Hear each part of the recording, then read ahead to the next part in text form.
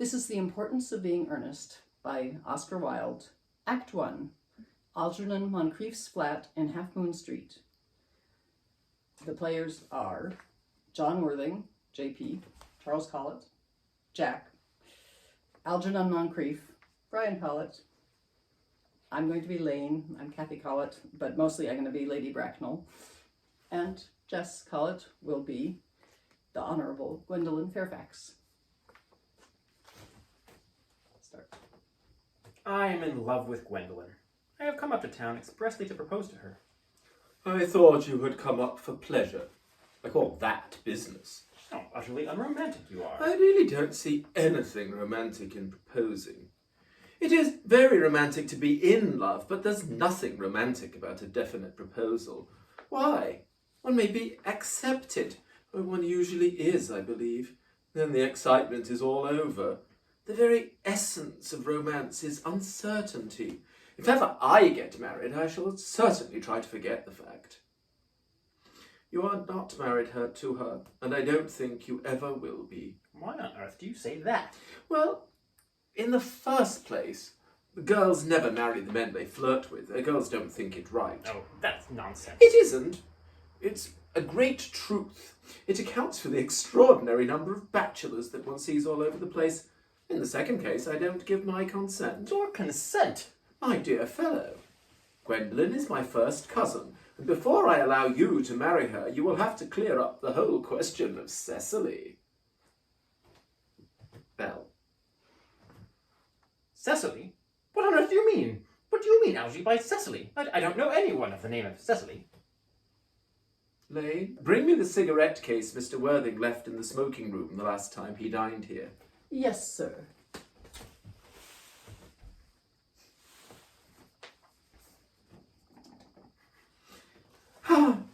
Now that I look at the inscription inside, I find that the thing isn't yours after all. Of course it's mine. You have seen me with it 100 times. I simply want my cigarette case back.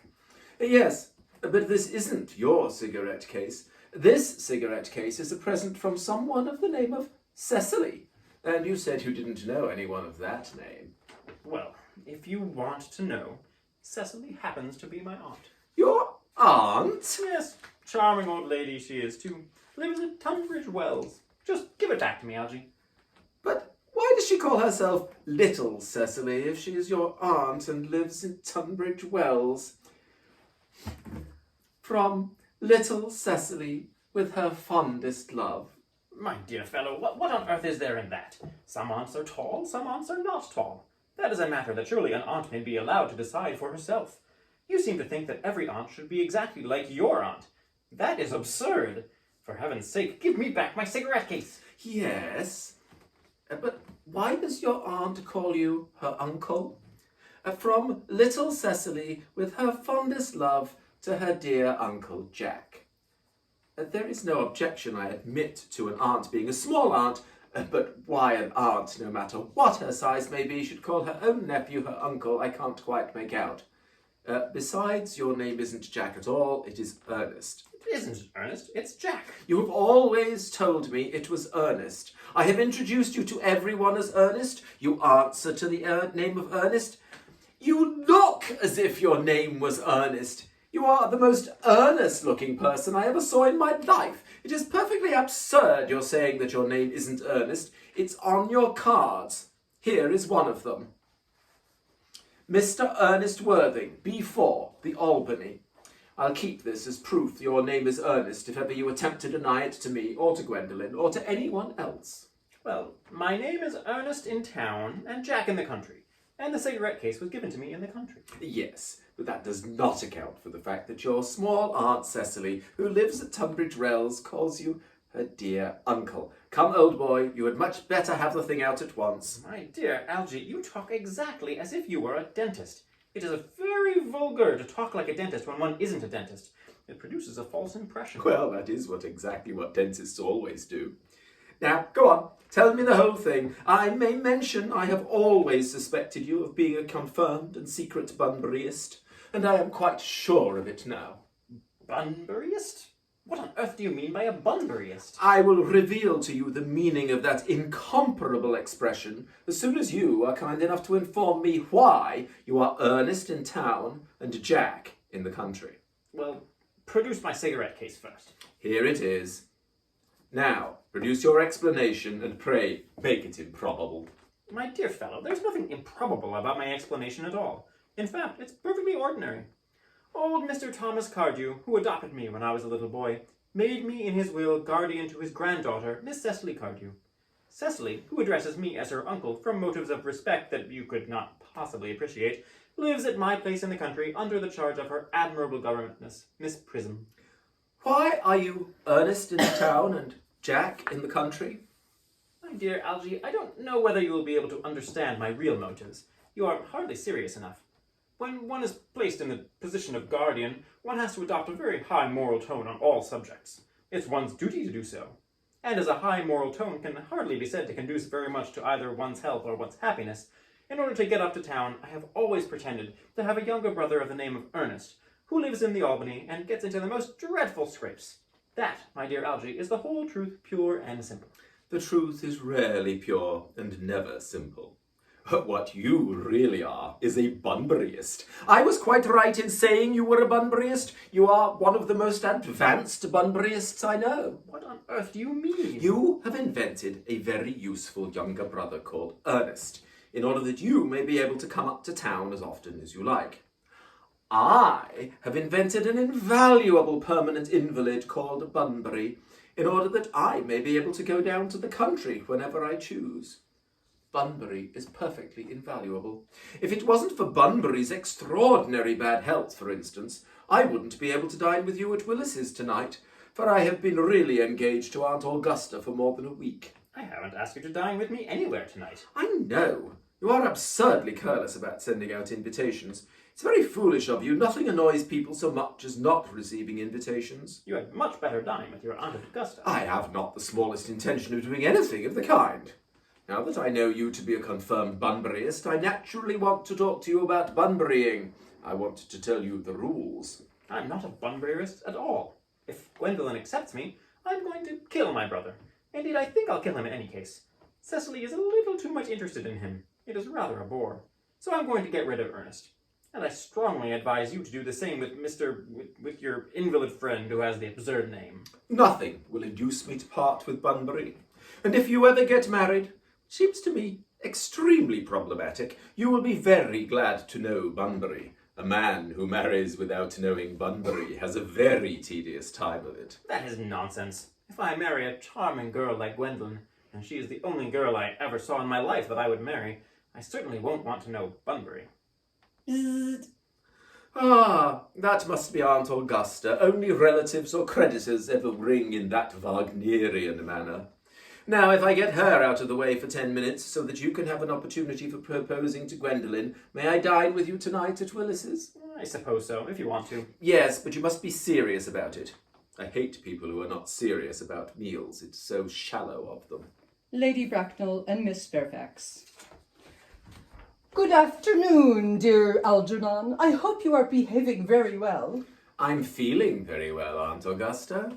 That's not quite the same thing. In fact, the two things rarely go together. Dear me, you are smart. I am always smart. Am I not, Mr. Worthing? You're quite perfect, Miss Fairfax. Oh, I hope I am not that. It would leave no room for developments, and I intend to develop in many directions. I'm sorry if we are a little late, Algernon, but I was obliged to call on dear Lady Harbury. I hadn't been there since her poor husband's death. I never saw a woman so altered. She looks quite 20 years younger. And now I'll have a cup of tea. Certainly, Aunt Augusta. Won't you come and sit here, Gwendolen? Thanks, Mamma. I'm quite comfortable where I am. I had some crumpets with Lady Harbury, who seems to me to be living entirely for pleasure now. I hear her hair has turned quite gold from grief. It certainly has changed its colour. From what cause I cannot say. Thank you. I'm afraid, Aunt Augusta, I shall have to give up the pleasure of dining with you tonight after all. I hope not, Algernon. It would put my table completely out. Your uncle would have to dine upstairs. Fortunately, he is accustomed to that. It's a great bore, and I need hardly say a terrible disappointment to me. But the fact is, I have just had a telegram to say that my poor friend Bunbury is very ill again. Yes, I think they seem to think I should be with him. It is very strange. This Mr. Bunbury seems to suffer from curiously bad health. Yes, poor Bunbury is a dreadful invalid. Well, I must say, Algernon, that I think it is high time that Mr. Bunbury made up his mind whether he is going to live or to die. This shilly-shallying with the question is absurd, nor do I in any way approve of the modern sympathy with invalids. I consider it morbid. Illness of any kind is hardly a thing to be encouraged in others. Health is the primary duty of life. I am always telling that to your poor uncle, but he never seems to take much notice, as far as any improvement in his ailment goes. I should be much obliged if you would ask Mr. Bunbury from me to be kind enough not to have a relapse on Saturday, for I rely on you to arrange my music for me. It is my last reception, and one wants something that will encourage conversation, particularly at the end of the season when everyone has practically said whatever they had to say, which in most cases was probably not much. I'll speak to Bunbury, Aunt Augusta, if he is still conscious. And I think I can promise you he'll be all right by Saturday. Of course, the music is a great difficulty. You see, if one plays good music, people don't listen. And if one plays bad music, people don't talk. But I'll run over the program I've drawn out if you will kindly come into the next room for a moment. Thank you, Algernon. It is very thoughtful of you. I'm sure the program will be delightful after a few expurgations. French songs I cannot possibly allow. People always seem to think that they are improper, and either look shocked, which is vulgar, or laugh, which is worse. But German sounds a thoroughly respectable language, and indeed I believe it is so. Gwendolen, you will accompany me. Certainly, Mamma. Charming day it has been, Miss Fairfax. Pray, don't talk about the weather, Mr. Worthing. Whenever people talk to me about the weather, I always feel quite certain that they mean something else. And that makes me so nervous. I do mean something else. I thought so. In fact, I am never wrong. And I would like to be allowed to take advantage of Lady Bracknell's temporary absence. I would certainly advise you to do so. Mamma has a way of coming back suddenly into a room that I have often had to speak to her about. Miss Fairfax, ever since I met you, I've admired you more than any girl I have ever met since I met you. Yes, I'm quite well aware of the fact. And I often wish that in public, at any rate, you had been more demonstrative. For me, you have always had an irresistible fascination. Even before I met you, I was far from indifferent from you. We live, as I hope you know, Mr. Worthing, in an age of ideals. The fact is constantly mentioned in the most expensive monthly magazines, and has reached the provincial pulpits, I am told. And my ideal has always been to love someone of the name of Earnest. There is something in that name that inspires absolute confidence. The moment Algernon first mentioned to me that he had a friend called Earnest, I knew I was destined to love you. You really love me, Gwendolen? Passionately. Darling, you don't know how happy you've made me. My own Earnest. But you don't really mean to say that you couldn't love me if my name wasn't Earnest? But your name is Earnest. Yes, I know it is. But supposing it was something else, do you mean to say you couldn't love me then? Ah, that is clearly a metaphysical speculation, and like most metaphysical speculations, has very little reference at all to the actual facts of real life as we know them. Personally, darling, to speak quite candidly, I don't much care about the name Earnest. I don't think that the name suits me at all. It suits you perfectly. It is a divine name. It has a music of its own. It produces vibrations. Well, really, Gwendolen, I must say that I think there are lots of other much nicer names. I think Jack, for instance, a charming name. Jack? No, there is very little music in the name of Jack, if any at all, indeed. It does not thrill. It produces absolutely no vibrations. I have known several Jacks, and they all, without exceptions, were more than usually plain. Besides, Jack is a notorious domesticity for John, and I pity any woman who is married to a man called John. She would probably never be allowed to know the entrancing pleasure of a single moment's solitude. The only really safe name is Earnest. Gwendolen, I must get christened at once. We must get married at once. There is no time to be lost. Married, Mr. Worthing? Well, surely. You know that I love you, and you led me to believe, Miss Fairfax, that you were not absolutely indifferent to me. I adore you. But you haven't proposed to me yet. Nothing has been said at all about marriage. The subject has not even been touched on. Well, may I propose to you now? I think it would be an admirable opportunity. And to spare you any possible disappointment, Mr. Worthing, I think it only fair to tell you, quite frankly, beforehand, that I am fully determined to accept you. Gwendolen, Yes, Mr. Worthing, what have you got to say to me? you know what I have got to say to you. Yes, but you don't say it. Gwendolen, will you marry me? Of course I will, darling. How long you have been about it. I am afraid you have had very little experience in how to propose. My own one, I have never loved anyone in the world but you. Yes, but men often propose for practice. I know my brother Gerald does. All my girlfriends tell me so. What wonderfully blue eyes you have, Ernest. They are quite blue. I hope you will always look at me just like that, especially when there are other people present. Mr. Worthing!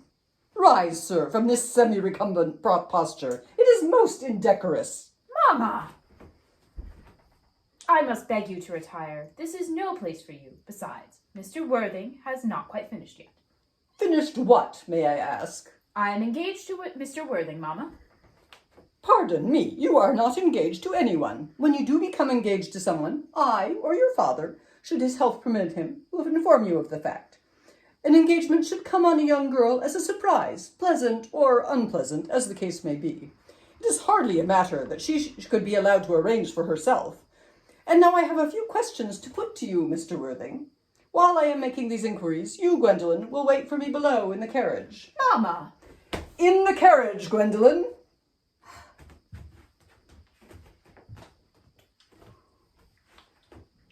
Gwendolen, the carriage! Yes, Mama. You can take a seat, Mr. Worthing. Thank you, Lady Bracknell. I prefer standing. I feel bound to tell you that you are not down on my list of eligible young men, although I have the same list as the dear Duchess of Bolton has. We work together, in fact. However, I am quite ready to enter your name, should your answers be what a really affectionate mother requires. Do you smoke? Well, yes, I must admit I smoke. I am glad to hear it. A man should always have an occupation of some kind. There are far too many idle men in London as it is. How old are you? 29. A very good age to be married at. I have always been of the opinion that a man who desires to get married should know either everything or nothing. Which do you know? I know nothing, Lady Bracknell. I am pleased to hear it. I do not approve of anything that tampers with natural ignorance. Ignorance is like a delicate exotic fruit. Touch it and the bloom is gone. The whole theory of modern education is radically unsound. Fortunately, in England at any rate, education produces no effect whatever. If it did, it would prove a serious danger to the upper classes and probably lead to acts of violence in Grosvenor Square. What is your income? Between 7,000 and 8,000 a year. In land or in investments? In investments, chiefly. That is satisfactory. What between the duties expected of one during one's lifetime and the duties exacted from one after one's death, land has ceased to be either a profit or a pleasure. It gives one position and prevents one from keeping it up. That's all that can be said about land. I have a country house with some land, of course, attached to it. About 1,500 acres, I believe. But I don't depend on that for my real income.